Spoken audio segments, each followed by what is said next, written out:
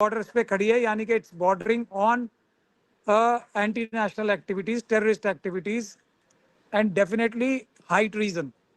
तो उससे शायद और देश की जनता के थोड़े बहुत लिहाज करके इलेक्शन कमीशन ने एक दिन पहले लिस्ट जारी की, लेकिन जैसा हमारी आशंका थी कि एसबीआई किसी भी हालत में किसी भी कीमत पे सुप्रीम कोर्ट के आदेशों का पालन नहीं करेगी, और उसकी वजह सीधी सीधी है कि सुप्रीम कोर्ट के आदेशों का पालन ना करने से, मैंने आपके पहले भी इंटरव्यू में बताया था, कुछ नहीं होगा।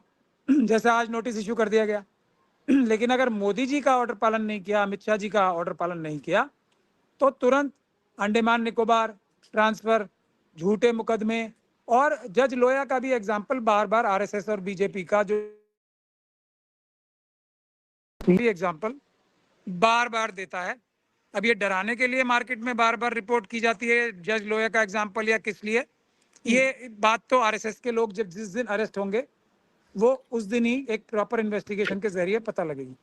लेकिन देखिए, सबसे बड़ी बात यह है कि आपने सीरम इंडिया की बात की, पूनावाला साहब की बात की, और कई पूनावाला साहब जो हैं बीजेपी और आरएसएस में अलग अलग जगहों से गए हैं, और कुछ अभी बाकी भी हैं। भाई, एक भाई चले गए, एक भाई बाकी भी हैं। तो इस प्रकार के सारे भ्रष्ट पूना वाले, बहुत शरीफ भी लोग होते हैं, लेकिन भ्रष्ट पूना वाले जितने भी हैं दुनिया भर के, वो सब मोदी जी और आरएसएस के टच में क्यों होते हैं, ये एक बड़ा सवाल है। ये पूनावाला साहब का यही जुर्म नहीं है कि कुछ प्रो को 52 करोड़ रुपए एक दिन दिए और उसके अलावा भी कई सौ करोड़ रुपए इन्होंने दिए हैं। ये छोटा अपराध है।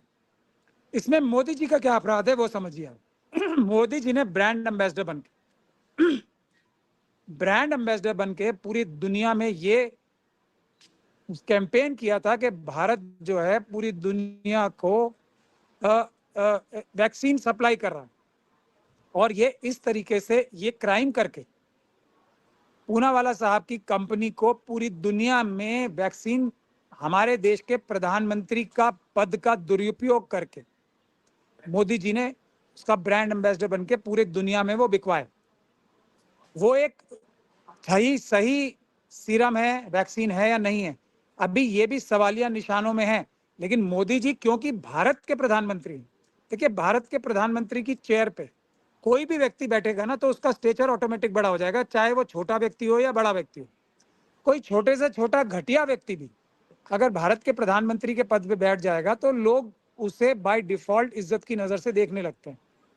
मैं ये नहीं कह रहा हूं कि मोदी जी उस प्रकार के व्यक्ति हैं, मगर मैं ये भी नहीं कह रहा हूं कि इस प्रकार के व्यक्ति नहीं है। मगर कोई भी घटिया से घटिया इंसान भी अगर भारत के प्रधानमंत्री के पद पे बैठ जाएगा तो भारत देश का वजन इतना ज्यादा है, उस वजन की वजह से वो कितना भी नाम भारत का प्रधानमंत्री का खराब कर ले, भारत के प्रधानमंत्री का वजन रहता ही है। उस वजह से इन्होंने बिजनेस में बहुत फायदा उठाया है। आपने पेटीएम का भी देखा होगा। ये सब उस तरह के अपराध हैं। पेटीएम जो एक कंपनी है जैक मा की, जो कि चाइनीज जो पीपल्स लिबरेशन आर्मी और कम्युनिस्ट पार्टी ऑफ चाइना, उसका भी उसने अखबार में मोदी जी का एडवर्टीजमेंट निकाला फोटो लगा के, और मोदी जी ने कभी उस पर ऑब्जेक्शन नहीं की। वो भी सारी दुनिया जानती है उसकी वजह क्या है। जो इस प्रकार की हरकतें भारत देश के प्रधानमंत्री पद का दुरुपयोग करके कर रहे हैं, वो हाईएस्ट फॉर्म ऑफ ट्रीजन है, हाईएस्ट फॉर्म ऑफ देश के साथ गद्दारी है।